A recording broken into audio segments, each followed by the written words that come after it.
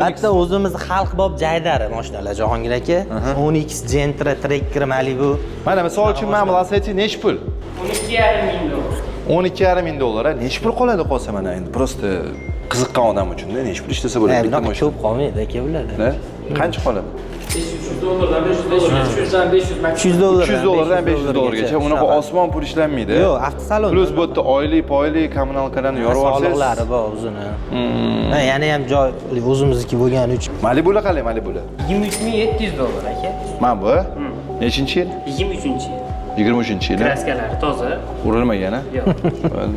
Hamma yo'qda bat toza ana qilib. Mashina kerak bo'lsa tikka kelaveramiz. Bu nechinchi yil? 26 308 kilometr masofani bosib o'tgan.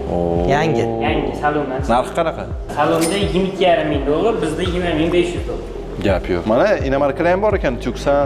Bor endi bular ikkilamchi olgan mashinalarimiz. 29,200. 29200 nechinchi yil? 22-yil. Bu necha pul?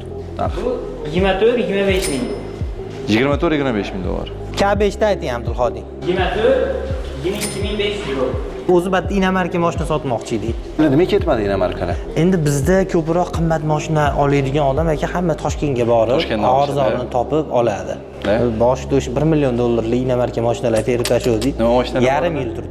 X7 bor edi, Toyota Sequoia bor edi, Mercedes bor edi. Nima bor edi? Yangiz. Ha, yangi mashinalar.